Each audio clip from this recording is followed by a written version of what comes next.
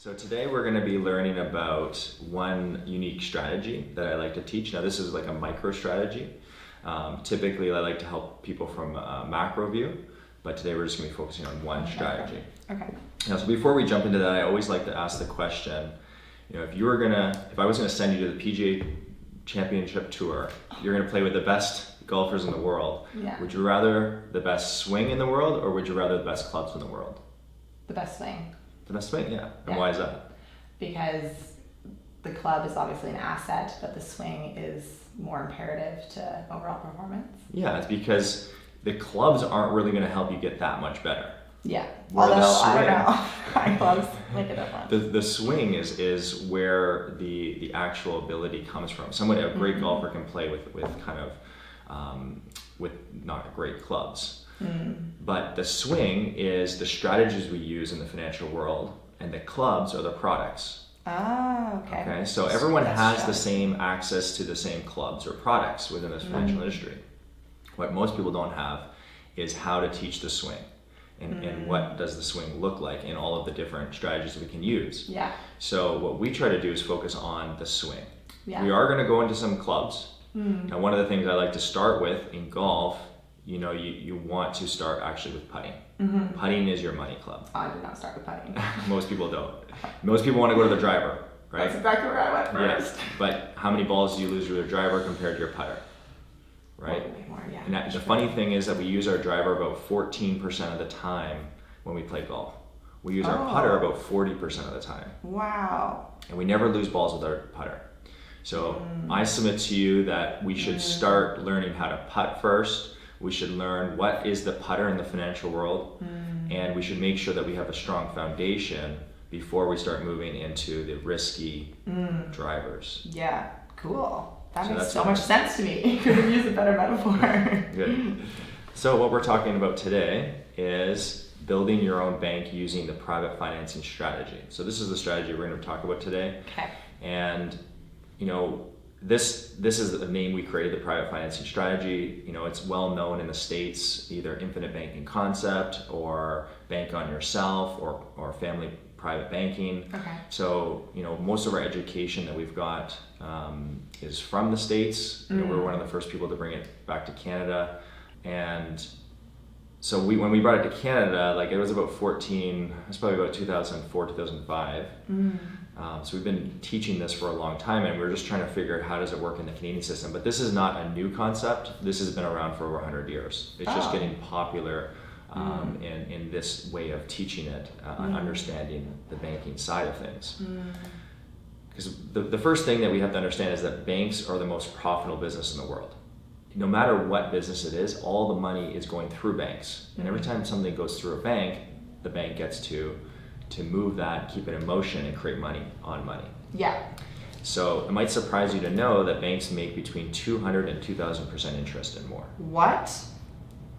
Yeah, so we need to figure 200 to 2,000% interest? Yeah. So if I'm my own bank, I can make 200 to 2,000% interest? Well, we're going to look at how the banks are doing it and how we can become our own banker to make profits like they do. Oh. Now, we might Yeah, this not is make... not general knowledge. We might not be able to make 200%, but what if we can make 100%? Yeah. Would you be happy with that? Yeah, Okay. well, I'm happy with anything more than what I'm making now, which is 0. So the first thing we need to do is to say, is this possible for us to do something like they're doing? And it is, provided we have our own bank. Okay. Now, before we get into that, let's actually look at how the banks are currently doing this. So here's an example. Let's say you go into a bank and you have $100. Okay. And you say, I'm going to put my $100 with you, and the bank says, that's great, thank you, I'm going to give you 2% on that $100, Okay. which is amazing right now. Yeah. If someone actually gives you 2%. So what does that mean? It means you earn $2 over that year. Okay. That's great. So you have $102 Okay. after that year. Now, what happens is the bank has your money that whole time. Yeah. So let's say I go into the same bank and I need $100. So they're going to loan it to me, right? Yeah. Now, depending on your credit score and different history with the bank, they're probably going to loan you money between 5 and 12%. So you put the $100 in, you're getting 2%. I go and borrow 100 and that's at 8%. Yeah. Right? First question is, whose money did they lend me? My own. They lent me somebody else's money. Mm. So this is a method that banks have done really, really well with. It's called the OPM method. OPM? OPM, other people's money. Okay. So I have to pay them $108. And they're accessing your money at 2%. So they're making that 6% right in between. So they're making $6. But here's where it gets interesting, because what's the rate of return they make? Most people say 6%, like you just did. But their cost of money, what it costs them to use your money, is $2. Oh, so their interest rate is just they're covering their cost. Their generally. cost, so yeah, their cost versus how much they make. They pay $2 and they make $8. They're making a 300% return. See, they're using the OPM method. They're using other people's money. The more we can use other people's money, the better. Okay. So, and again, like banks can actually access this money at a very low rate. They're not paying you 2%. Like there's billions of dollars in checking accounts right now in Canada, and you might get like 0.1%. So if they can access money at 0.1% and loan it out at 8%, well, now they're making close to 8,000%. Wow. Okay, so wow. This is just money in motion. And this is, I'm not even going to get into the fractional reserve system, because the banks can actually loan out more than they bring in. That's how the banks are doing it, and we want to try to emulate them as much as possible. Okay. So what we need to do is we need to find a place to store our money to act like a bank, because we're never going to be able to go and buy the corner lot and build this big commercial bank. The amount of money that you need and the process to get and open your own bank or credit union is massive. But what if we can have our own banking in our own financial economy, in our micro economy? So if we want to store our money somewhere, we need a place to store this, and we have a financial vehicle in Canada. Okay. It has certain requirements. So the first requirement is, well, there's really 4 main requirements. So the first one we need a safe environment. Okay. If we're going to store our money somewhere to act like a bank, we don't want it going up and down with the economy, and we don't want it at risk with the market and all those things. Okay. So that pretty much eliminates 99% of things, just from a safe environment. The next thing is we need tax-free growth. Okay, tax is one of the biggest eroding factors in our life. What does that mean? Biggest eroding factor? It means that it erodes our money. So that it requires more money to make more money. Yeah. You know, it's taking money away from our own system. Yeah. There's only 3 places in Canada we can store money to grow tax-free. There's only 3 vehicles we can literally now, I've literally limited it to 3 now. Go ahead. A TFSA. That's one. An RRSP. So it's not an RRSP. An RRSP, I like to call it tax postponement. Because you do need to pay tax. You pay tax on the end. Yes. You want to pay tax on the seed or the harvest. Okay. Your primary residence is the second one. Okay. And the third we're going to talk about in a second. Okay. But before we go into that, I want to show you why taxes are the biggest eroding factor that you're going to face in your life. Okay.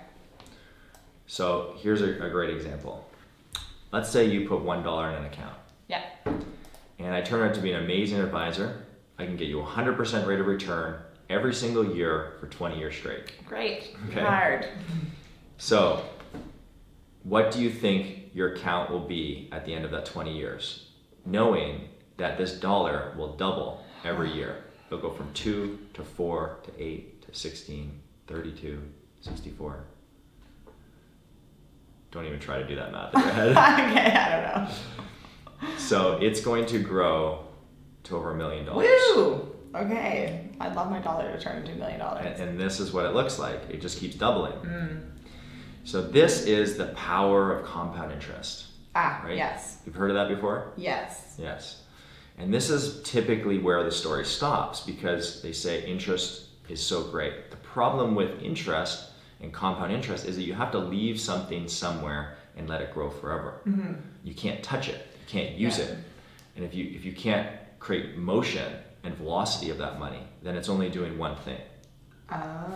The other thing to really understand is what we're talking about now is the eroding factors. Okay. So taxes is this big eroding factor. So I like to say, what would this account get to if we have to pay a 30% tax, which is, they're like our And when do you partner. pay a tax on this account? When you take it out or every year? This is just a taxable account, so it's every year. You're going to pay tax on the growth. Right. Every So year. because you're losing on your $2, you'd be losing 30%. It'll never compound to the same amount because you're losing the 30% every time. Good pickup. Very few people get that. So what do you think your account value will be in a 30% tax bracket? A third of what it is there. So I'm gonna guess it's like 300,000. What?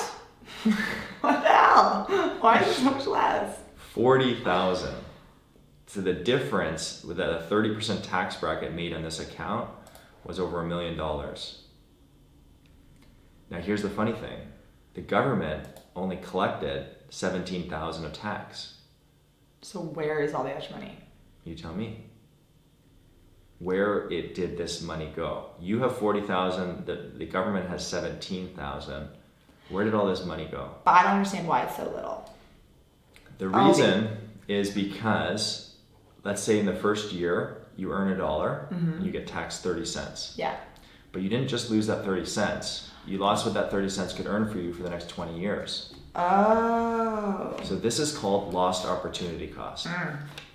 Right? And if you're not using lost opportunity cost in your calculations, then you're missing the mark. You're never going to be able to make clear and well-educated financial decisions without understanding this concept. Because it is an unknown, this money never existed. It just never even grew to this amount. Wow. And the other thing is, see that one of the biggest problems is the government just looks over a short period of time. But if they looked more long term, you could easily see if we tax this less. If we change this tax rate to 6%, Yeah. you have more money and the government has more money. Okay. But that's over a 20-year period. Okay. The next thing we need within this vehicle is we need to be able to use it for collateral opportunities. So we need to be able to use it as collateral. Okay. It means that if I go to the bank, I have an asset, I want to get a loan from the bank on this asset. Okay, so if I have a house and it has a whole bunch of equity, I can tell the bank saying, hey, look, I have this house with all this equity, I would like a secured line of credit. And they'll say, great, if you don't pay, we're going to take the house. Yeah. A TFSA is one of our vehicles for tax-free growth, but we cannot use it as collateral. Why not? It's any registered products you cannot use as collateral from a bank's perspective. Okay. So that's out. We can't use it. The last thing we need, if we're going to store our money somewhere, it's going to be safe, it's going to grow tax-free, it's going to have collateral opportunities, we really need a competitive return on this money. We don't need it, we want it. We want a competitive return. Okay. So these are the 4 things we're going to be looking for in a vehicle that we store your money. Okay. So now we're going to get into the actual clubs of the thing. So now you kind of understand a little bit of the strategy. We're going to go more into that strategy. But let's talk about a club for a second. And now this club, to me, this is your putter. This is, you're never going to lose a ball with. And it'll be there forever. Yeah. It is literally your foundation. It actually makes your golf game, every single thing better. Yeah. And you'll never become a great golfer, in my opinion, without this club, without this product.